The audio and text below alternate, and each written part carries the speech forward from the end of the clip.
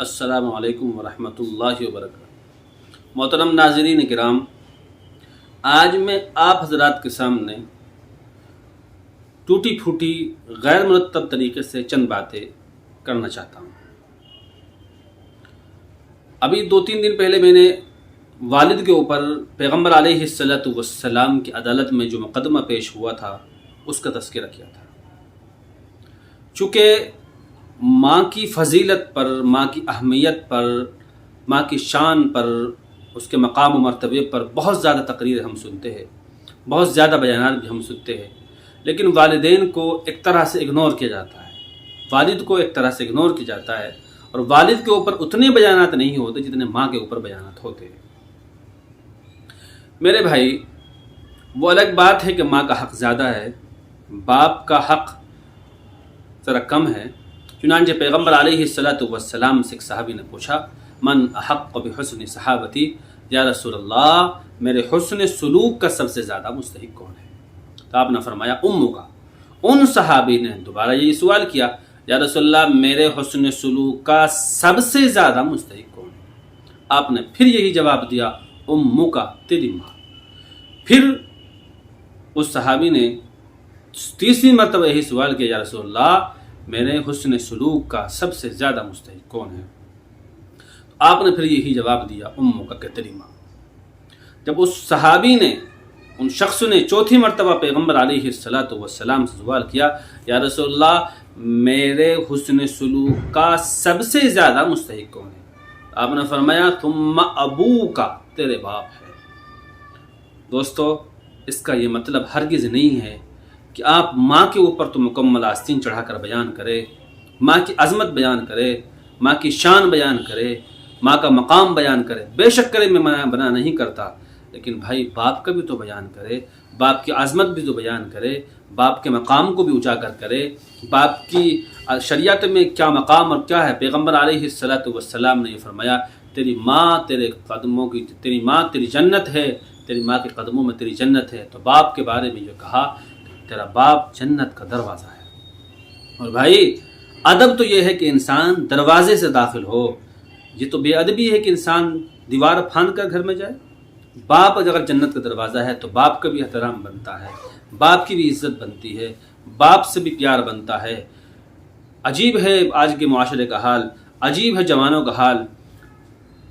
اس auto لے کر آیا، اس پہ لکھوا دیا، یہ میری ماں کی دعا ہے۔ اور بھائی تیری ماں نے دعا کی کہ تو آٹو لے لے، تیرے باپ کو خوشی نہیں کہ تیرے باپ نے تیرے لیے بد دعا کی تھی؟ کیا تیرے باپ نے تیرے لیے دعا نہیں کی؟ تیرا باپ تیری خوشی سے ناخوش ہے؟ یہ کیسی سوچ ہے؟ وہ موٹر سائیکل لے آئے تو موٹر سائیکل پہ لکھوا دیا سامنے، یہ میری ماں کی دعا ہے۔ بھائی تو نے یہ کیوں نہیں لکھوایا کہ میرے والدین کی دعا ہے؟ ماں کی دعا ہے، ہر چیز میں ماں کی دعا ہے، ہر چیز میں ماں کی دعا ہے۔ باپ بھی جب دیکھتا ہوگا اس نے اسکوٹی پہ، اس نے موٹر سائیکل پر، اس نے گاڑی پر، آٹو پر، یہ میری ماں کی دعا ہے، یہ میری ماں کی دعا ہے، تو باپ کے سینے پر کیا گزرتی ہے، جگر پر کیا گزرتی ہے؟ کیا تکلیف نہیں پہنچتی ہوگی؟ اللہ کے واسطے آپ ایسا نہ کرے۔ شریعت نے دونوں کا مقام بتایا، آپ والد کے ساتھ بھی حسن سلوک کیجئے، والدہ کے ساتھ بھی حسن سلوک کیجئے۔ آپ کو تو اندازہ بھی نہیں ہے، جب آپ رات میں گہری نیند سو رہے ہوتے ہیں، آپ کروٹ لے رہے ہوتے ہیں، اور آپ کو پتہ بھی نہیں ہوتا آپ دوسری دنیا میں پہنچ چکے ہوتے ہیں، جب تیرا باپ، بوڑھا باپ، جسے نیند نہیں آ رہی ہے، اس کی وہ دامن پھیلا کر، ہاتھ پھیلا کر کہتا ہے، اللہ میرے بیٹے کو سلامت رکھنا، آج جو تجھے روٹی مل رہی ہے تیرے باپ کی دعاؤں کی صدقے اور طفیل مل رہی ہے۔ اور تو سمجھتا ہے کہ باپ تو میری خوشیوں سے نہ خوش ہے، باپ کو تیری بھلائی، باپ کو تیری خوشی کی پرواہ نہیں۔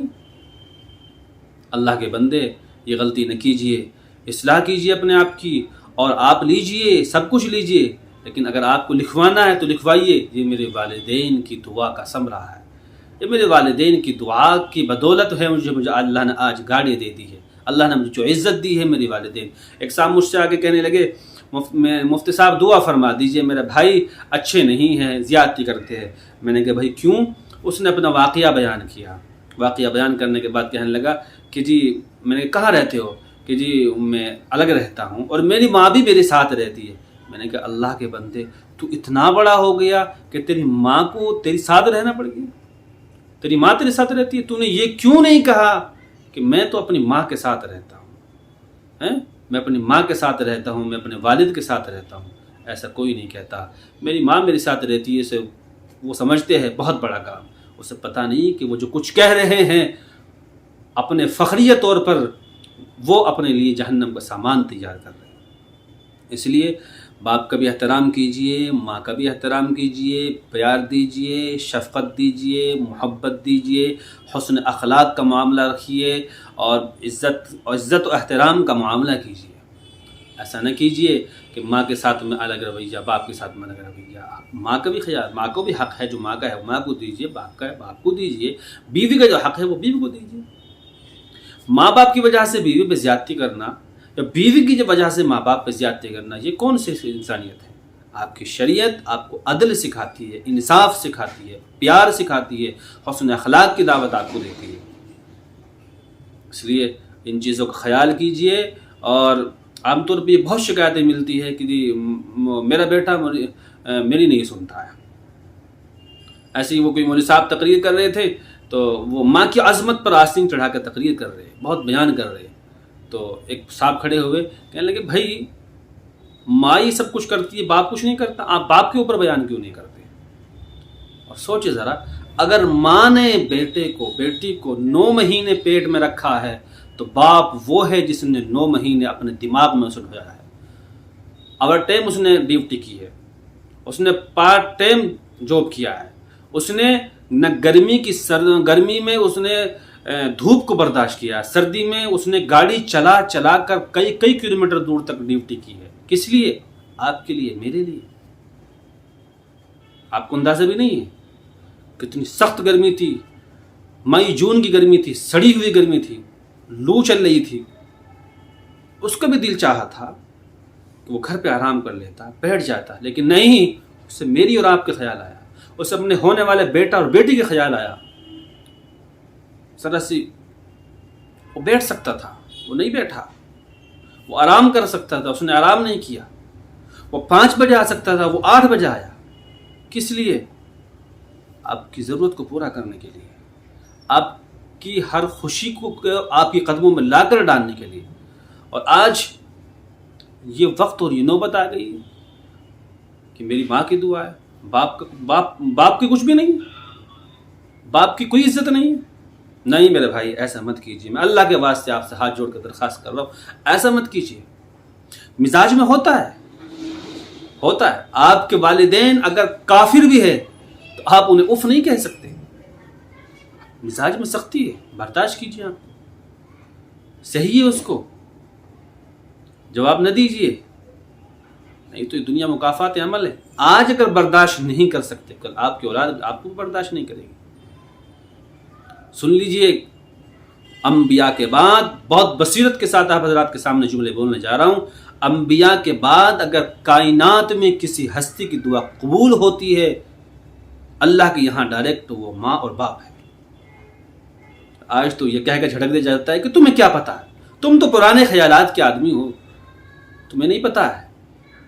اور وہ ٹوٹے دل کے ساتھ بھی کہتے، ہاں بیٹا ہمیں کچھ پتہ ہی نہیں ہے، تم نے کیا ہے ہمارے لیے؟ وہ زخمی دل کے ساتھ کہتے، بیٹا ہم نے تیرے لیے کچھ کیا ہی نہیں ہے۔ جب وہ ٹوٹ جاتے ہیں نا، ان کی آواز بھی ٹوٹ جاتی ہے، اور وہ بالکل بھی کچھ بھی نہیں بولتے، بس وہ کہتے بیٹا ہم نے تو کچھ بھی نہیں کیا۔ جب وہ یوں کہتے ہوتے ہیں نا، تو رحمان کا عرش بھی ہل جاتا ہے، خدا کی قسم جلال آتا ہوگا، پھر اس کی رحمت جوش مارتی ہوگی، چلو شاید کہ اسے توفیق مل جائے، اپنی غلطی کو مان لے اور لوٹ آئے اور اپنے ماں باپ کو منا لے۔ اس لیے آپ اپنے ماں باپ کا خیال کیجئے، احترام کیجئے، اور اپنے روٹھے والدین کو منائیے، ان سے غلطی کی تلافی کیجئے، اور کہیے اپنے والدین سے کہ ہمیں معاف فرما دیجئے۔ ماں کا بھی احترام کیجئے، باپ کا بھی احترام کیجئے، گھر کے ہر فرد کو جوڑ کے رکھیے، محبت دیجئے، پیار کیجئے۔ اللہ مجھے بھی اور آپ کو بھی عمل کرنے کی توفیق عطا فرمائے۔ السلام علیکم ورحمۃ اللہ وبرکاتہ۔